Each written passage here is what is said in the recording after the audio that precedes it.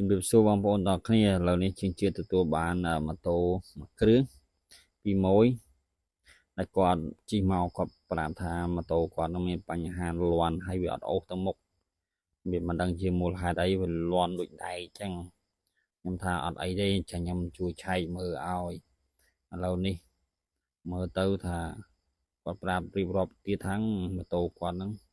មិនដឹងជាស្អីទេនៅក្នុងហ្នឹងវាលឺតែក្លុកក្លាក់ខ្លះគាត់ចេះទ្រាំជីមកអូសរហូតដល់ផ្ទះរួចដែរបាទម៉ូតូគាត់ជាប្រភេទម៉ូតូអូសរមាក់ហើយគាត់អូសឲ្យបានធ្ងន់ណាបងប្អូនហើយ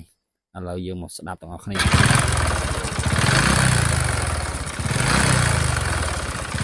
ឹងវាលាន់ដៃយើងឥឡូវយើងដោះមកយើងឃើញថាដៃយើងរលុងអស់លេងហើយបងប្អូនរលុងខ្ទេចអស់ហើយរើមកកណាត់មុខមើលហើយព្រោះវាលាន់ខ្លាំងហើយបាទឥឡូវយើងឃើញថាកង់ត្រូលកង់សកតហ្នឹងខូចអស់ហើយឥឡូវយើងឃើញទាំងដៃយើងមានបញ្ហាទៀតចឹងហើយយើងចាប់ផ្ដើមរើទាំងអស់បងប្អូននេះខ្ញុំចាប់ផ្ដើមដោះត្រឡោកស្បែកហើយនឹងខាងស្បែកអង្គយ៉ាព្រោះដៃយើងវាលុងអស់ហើយបងប្អូនលុងអស់ខ្លាំងមែនទែនចឹងយើងចាំបាច់ត្រូវរើនេះដូចជាស្បែកវិញឡើងកលាក់ចានស្បែកចានឲ្យអស់ហើយចឹងវាធ្ងន់មែនទែនយើងត្រូវទៅទម្លាក់ម៉ាស៊ីនទាំងអស់ហើយទាំងអស់ដើម្បីយកដៃយេនយកទឹកឲ្យជាងកលឹងគេតាងដៃយេនថ្មីឲ្យយើងបាទ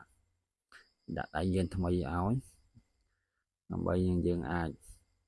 ប្រើប្រាស់ឡើងវិញបន្តបានបាទឥឡូវនេះខ្ញុំចាប់ផ្ដើមដោះហើយបាទនេះចឹងយេននេះវាជាប់ខ្លាំង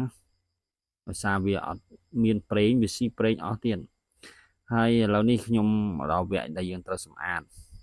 សម្រាប់ខ្ញុំតាមបទពិសោធន៍ដើម្បីកាត់បន្ថយចំណាយការទិញសាំងទិញម៉ាស៊ុតយកមកលាងសម្រាប់ម៉ូតូអូសរមាក់ដែលវាលិចជ្រាបខ្លាំងនេះខ្ញុំចូលចិត្តការលាងដោយទឹកបងប្អូនចឹងបងប្អូនជាងណាដែលគាត់មានក្បាលបាញ់ទឹកអាចយកបទពិសោធន៍មួយនេះទៅប្រើបានខ្ញុំលាងទឹកតែហ្មងលាងទឹកព្រោះវាជួយកាត់បន្ថយច្រើនព្រោះយើងមិនអាចយកម៉ាស៊ុតលាងសាំងលាងចាយច្រើនណាបងលីត្រ 5000 ដែរឃើញថាលាងទឹកទៅស្អាតបងប្អូនសំខាន់យើងបាញ់ខ្យល់ឲ្យអស់ដែរហើយចាំយើងយកមកលាងសាំងម្ដងទៀត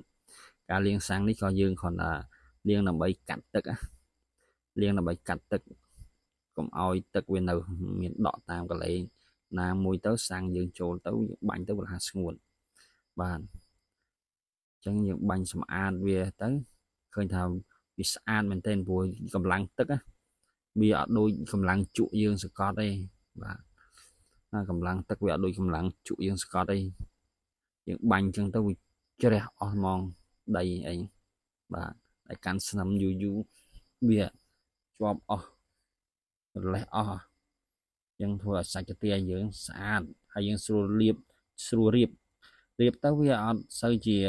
មានធលីមានអីទៅវាអាចថាវាប៉ះពាល់ដល់គ្រឿងថ្មីដែលយើងដាក់ចូលទៅបាទឥឡូវនេះខ្ញុំរៀបចូលទៅបដាហើយឥឡូវខ្ញុំរៀបស្ពឺលេខចូលទៅបាទនេះជាស្ពឺលេខវានេះជាប្រភេទម៉ូតូ Aveo ឆ្លាម110បងប្អូនបាទហើយមានចាប់ពីស៊េរី019 10អីឡើងទៅបាទអញ្ចឹងនេះ Aveo ឆ្លាមនៅខាងស្រុកខ្ញុំហៅ Aveo ឆ្លាមបាទទាំងស្ពឺលេខដៃយេនពេលរៀបដាក់ខ្ញុំតែងតែដាក់ប្រេងវាដើម្បីឲ្យយេនវារត់ស្រួលបាទសម្រាប់បណ្ដូល Marvin នេះតាមបទពិសោធន៍ខ្ញុំបងប្អូនខ្ញុំដាក់វាទៅក្នុងកាទាជាមុនព្រោះអីពេលយើងដាក់ពិបាកព្រោះអាសាច់កាទាហ្នឹងកន្លែងត្រង់បណ្ដូលវាហ្នឹងវាមានកន្លែងត្រូវដាក់រសឿនហ្នឹងវាពីរខ្នែងវាដូចបណ្ដូល Marvin តូផ្សេងទេវាមានពីរអញ្ចឹងយើងត្រូវដាក់អញ្ចឹងហើយខ្ញុំដាក់តាមទម្លាប់របស់ខ្ញុំគឺខ្ញុំដាក់អញ្ចឹងឯងឃើញថាវាចូលទៅស្រួល បាទចឹងខ្ញុំចាប់ផ្ដើមចាប់ប្រឡងវាឡើងវិញបងប្អូនចាប់ផ្ដើមចាប់ប្រឡងចាប់ផ្ដើមដាក់មកបដូលចង្កេះលេខចូលទៅហើយឥឡូវនេះបានរួចហើយបងប្អូនហើយខ្ញុំអត់បានបង្ហាញវីដេអូបងប្អូនឲ្យបានទាំងអស់ទេបាទខ្ញុំចាប់ផ្ដើមចាប់ចូលវិញហើយព្រោះវីដេអូវែងពេកខ្ញុំមិនអាចធ្វើបានវីដេអូទាំងអស់ទេតែបងប្អូនមានអ្វីដែលចង់សួរចង់ឃើញអាច comment បាន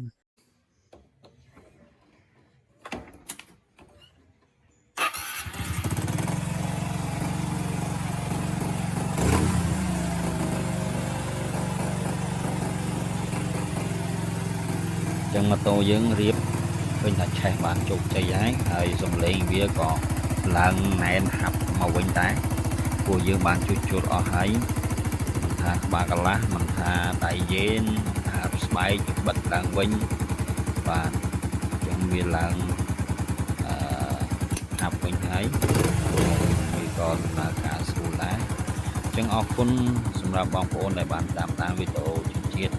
អរគុណមួយដែលទុកចិត្តនៅស្នាដៃរបស់ជំនឿជាតិអរគុណច្រើន